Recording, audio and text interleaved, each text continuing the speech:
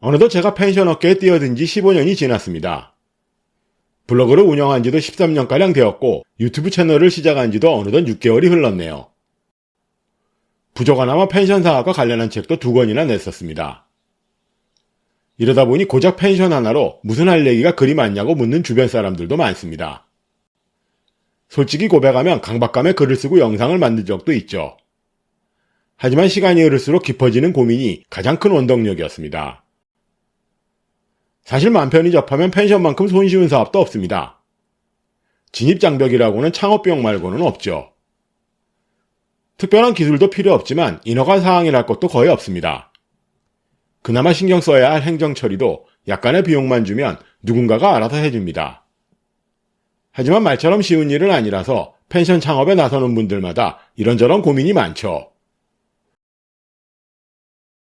어디에 땅을 사야 하나부터 싸게 잘 지을 방법까지 고민거리는 무척 다양합니다. 고작 유튜버 나부랭이인 제게 펜션 창업을 의뢰하는 것만 봐도 알 수 있죠. 그렇다면 사람들은 도대체 무엇 때문에 고민할까요? 문제 삼지 않으면 문제가 아니다라는 말이 있죠. 맞습니다. 문제거리를 만들지 않으면 고민할 필요도 없죠. 펜션 사업을 준비하는 분들 중에도 별다른 고민 없이 일을 벌이는 사람이 많습니다. 그저 경치 좋은 땅에 적당히 돈을 들여 펜션을 만들면 그만이라고 여기죠. 하지만 정반대로 문제점을 발견하면 발견할수록 고민거리도 덩달아 늘어납니다. 이따금 제가 올린 영상에 마음 상할 만한 댓글이 올라옵니다. 별거 아닌 일을 비틀고 꼬아서 얘기한다며 비아냥거리거나 중언부언한다고 지적하는 댓글들이죠. 솔직히 저도 어느 정도 인정합니다. 하지만 파고들수록 튀어나오는 온갖 문제와 앞뒤 맥락을 설명하려면 어쩔 수 없더군요. 심지어 이런 댓글을 단 분들조차 자신들만의 고민은 있겠죠. 그렇지 않다면 다들 관심도 없는 10분짜리 영상을 클릭해 굳이 이런 댓글을 달 이유가 있을까요? 여러분 생각은 어떠신가요? 어느 순간 펜션 사업과 관련된 제 고민이 모두 해결된다면 블로그는 물론이고 유튜브 채널도 닫히겠죠. 하지만 아마 그럴 일은 없을 겁니다. 시장은 늘 변하고 소비자들이 원하는 펜션의 모습도 시시각각 달라집니다. 그래서 건강상의 문제만 없다면 제가 펜션에 관한 이야기를 그만둘 일은 없을 겁니다. 이제 유튜브에 올린 영상도 40여 편이 넘어갔고 펜션 사업의 큰 틀을 대략 훑어보았습니다. 하지만 앞으로 이어나갈 강론은 훨씬 어렵고 복잡할지도 모르겠네요. 그래서 이번 영상에서는 펜션 사업 전에 맞닥뜨려야 할 고민의 지점들을 간략하게 다뤄볼까 합니다.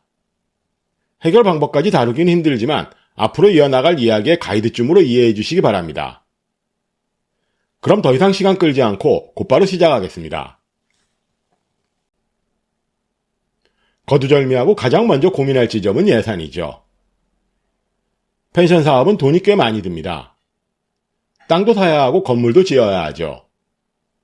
부대시설 비용도 만만치 않지만 객실 세팅 비용도 상당합니다.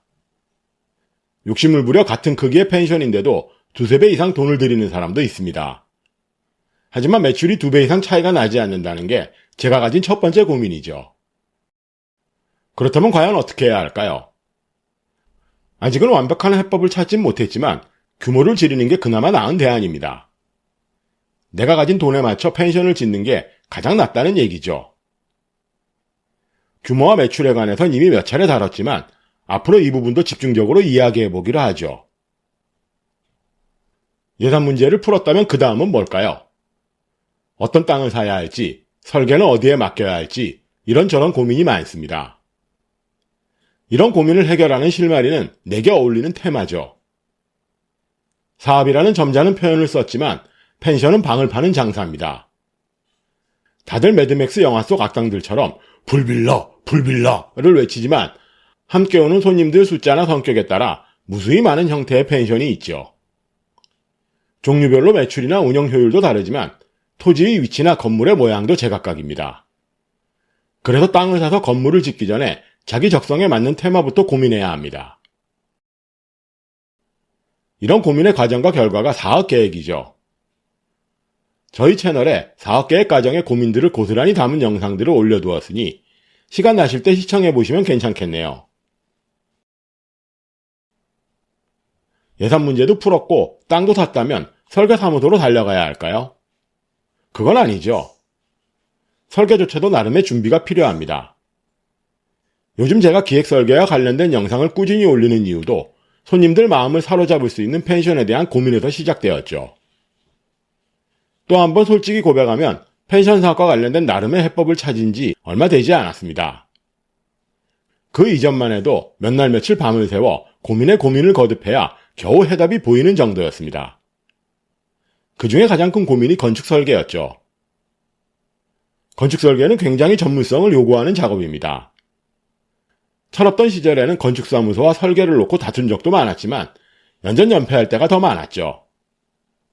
수십 년 경력의 건축가와 기술적인 부분을 놓고 씨름해봐야 아무런 소용이 없더군요.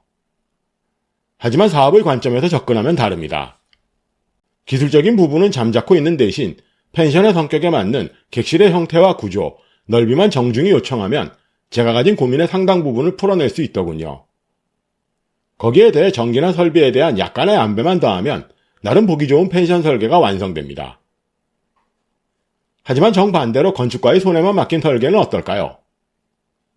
유명한 건축가가 설계했다는 사실을 자랑스레 올려둔 펜션 홈페이지를 간간히 보지만 예약률을 확인하면 실망스럽기 그지없더군요. 건축가의 잘못이라는 소리는 아닙니다. 펜션의 생리를 전혀 모르는 건축사무소에서 장사까지 책임지진 않습니다. 어쩌면 매출을 책임진다며 여기저기 동분서주하는 저만 바보인지도 모르겠네요. 여러분 생각은 어떠신가요? 내 마음에 드는 건물을 짓겠다면 아무런 문제는 없겠죠.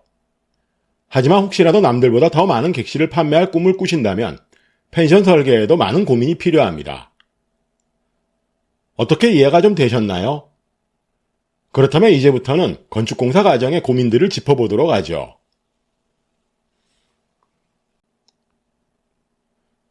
세상에서 소형건축만큼 이기적인 업종은 없을 겁니다. 점잖은 표현으로 소형건축이지 실제로는 동네에서 집을 짓고 다니는 목수들이나 무면허 건축업체들을 말하는 겁니다. 돈만 주면 펜션을 지어줄 업체는 수두룩 할 것 같지만 현실은 정반대입니다. 이름만 대면 알만한 회사들은 물론이고 어깨에 힘 좀 주는 건축회사라면 콧방귀도 안 끼는 게 단독주택이나 펜션 공사죠. 이런데도 다들 싸게 잘 지을 업체만 찾습니다. 포트폴리오를 보자는 경우도 많지만 자신있게 시공 실적을 내밀 수 있는 회사는 하우징 업체들 뿐이죠. 속내를 자세히 들여다보면 하우징 회사들의 구조도 골 때립니다. 종합건설 면허를 가진 본사 밑에 월급도 없는 현장 소장들이 질비하죠. 공사를 따면 일정 비용을 떼고 현장 소장에게 일을 맡깁니다. 한마디로 현장 소장들에게 하도급을 던지는 거죠. 1년에 수십 채 혹은 수백여 채의 단독주택이나 펜션을 시공한다고 광고하는 하우징 회사 대부분이 이런 식으로 운영됩니다. 그렇다면 이기적이라는 표현은 뭘까요? 한 푼이라도 아끼려고 혈안이 된 사람들만 모인 게 단독주택이나 펜션 신축 현장입니다. 이러다 보니 운이 나쁘면 서로 책임을 떠넘기기 바쁘죠.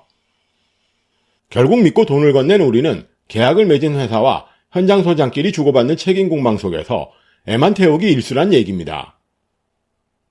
이런 복마전 같은 소형 건축 시장에서 성실하게 우리 펜션을 지어줄 업체를 찾기 힘들다는 게 고민이죠.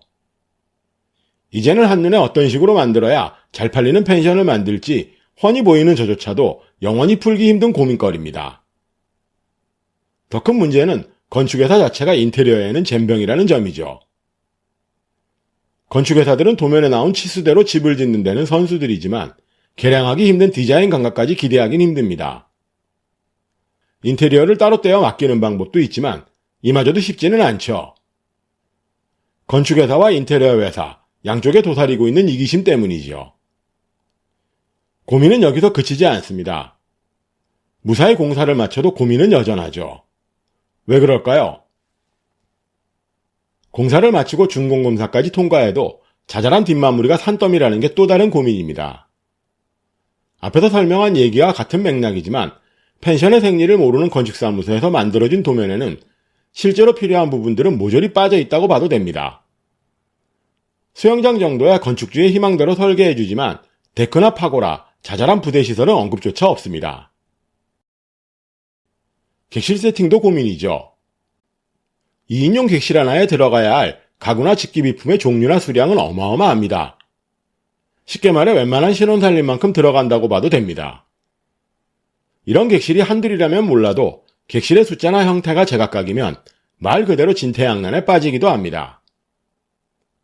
물론 시간과 돈만 있으면 어찌어찌 해결하긴 합니다. 문제는 식탁 위에 놓이는 숟가락 젓가락에 따라서도 객실 판매율이 달라진다는 게 고민이죠. 믿기 힘드신가요?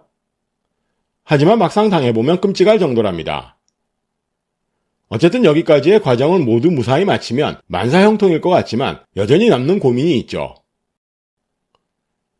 여기까지의 과정을 음식점으로 치면 이제 막 가게를 얻어 주방을 꾸미고 테이블을 들인 꼴이죠. 만약 식당이라면 곧바로 장사에 들어갈 수 있을까요? 그건 아니겠죠. 가게를 꾸민 만큼 장사 준비에도 많은 고민이 필요합니다. 그렇다면 과연 펜션은 어떨까요? 도대체 무슨 고민이 그리 많냐고 타박하실지도 모르지만 사업적인 관점에서의 고민은 지금부터 시작된다고 봐도 됩니다. 제가 함께한 의뢰인 중에도 문만 열면 저절로 손님이 든다고 여기던 분이 계셨죠. 여러분 생각은 어떠신가요? 정말 그럴까요? 그건 아닙니다. 홈페이지도 만들어야 하고 검색 사이트에 등록도 해야 합니다. 키워드 광고나 홍보 활동도 어느 정도 이루어져야 겨우 손님이 차기 시작하죠. 얼핏 이게 무슨 고민일까 의아하실지도 모르겠지만 최근의 펜션업계 사정을 보면 이만저만 큰 고민이 아닙니다. 제가 막 펜션업계에 발을 디뎠을 때만 해도 키워드 광고만으로 어렵지 않게 방을 채웠었죠. 경력이 짧은 광고 대행사 직원들은 깜짝 놀라지만 그때만 해도 한 달에 1,000만 원 이상을 키워드 광고비로 쏟아붓던 펜션도 수두룩했었습니다. 하지만 이제는 키워드 광고를 클릭해 예약하는 손님들은 거의 없습니다. 예약 대행회사들과 인스타그램이 어깨를 휘어잡고 있어서 그렇죠. 이제 더는 숨길 것 없이 고백하자면 광고나 홍보에 대해서는 저 역시도 속수무책입니다. 문을 열기 전에 고민에 고민을 더해 최선을 다하는 이유도 눈에 띄게 줄어든 광고 효과 때문이죠. 이제 펜션 시장은 낭중지추처럼 도드라지는 분위기를 만들지 않으면 살아남기 힘들게 변해버렸습니다. 물론 펜션 마케팅 업체들의 의견은 정반대죠. 키워드를 잘 골라 노출을 늘리면 아무 걱정 없이 돈을 번다고 호언장담합니다. 저도 그런 업체들을 숱하게 만나봤지만 대부분 결과는 실망스럽기 그지없더군요. 자신들이 컨설팅했다고 자랑하는 펜션들은 고작해야 몇 군데 되지 않더군요. 심지어 가만히 둬도 저절로 예약이 찰만한 곳들이었습니다. 아무리 광고비를 쏟아부어도 예약이 늘어나지 않았던 펜션들 이름은 절대 입 밖에 꺼내지 않죠. 기껏해야 한 차례 방문에 수백만 원은 줘야 하는 인플루언서를 섭외해주겠다고 권하는 게 그들이 말하는 솔루션의 실체죠. 그마저도 효과를 장담하는 대행사는 거의 없었습니다. 어쩌면 이런 고민 따윈 필요 없을지도 모릅니다. 요즘은 문을 열자마자 운영 대행회사에 맡기는 분들도 많습니다. 뜬금없는 얘기지만 제 마음 깊숙한 곳엔 엉뚱한 고민 하나가 자리하고 있습니다. 바로 수수료에 관한 고민이죠. 여러분은 예약 대행 수수료가 얼마인지 아시나요? 그나마 가장 합리적인 네이버 예약 수수료가 10% 남짓이고 야놀자 같은 예약 대행사는 기본이 16%입니다. 아예 펜션의 운영 자체를 도맡아 해주는 업체들은 20%가 넘는 수수료를 떼어가죠. 말도 많고 탈도 많은 배달의 민족보다 두세 배 많은 수수료죠. 하지만 과연 여기가 끝일까요? 펜션의 불황이 계속된다면 과연 수수료를 내릴까요? 아니면 정반대로 온갖 구실을 보태 수수료를 더욱 올릴까요? 정말 상상도 하기 싫네요. 이 밖에도 정식으로 문을 열기 전에 해야 할 고민은 제법 많습니다. 다른 펜션보다 돋보이는 홈페이지도 필요하고 합리적인 객실 요금도 고민해야 합니다. 어떠신가요? 제가 늘 고민을 안고 산다고 말하는 이유를 조금이라도 이해하시겠나요? 제 머릿속을 가득 채운 고민에 비하면 오늘 소개한 고민은 고작해야 한 줌에 불과합니다. 역설적이지만 제가 10년 넘게 펜션 사업을 떠들고 있는 이유죠. 중원부원한다는 비난을 듣는 이유도 펜션 사업의 앞뒤 맥락을 이야기하지 않고는 절대 풀 수 없는 고민들이기 때문입니다. 정리하면 이렇습니다. 펜션은 땅을 사서 집을 짓고 문을 여는 단순한 사업이 아닙니다. 시작 전에 충분한 준비가 필요하고 신축 과정에서는 신중히 판단할 부분이 많습니다. 문을 열기 전에 판매를 염두에 둔 진지한 고민 없이는 절대 성공할 수 없는 사업이죠.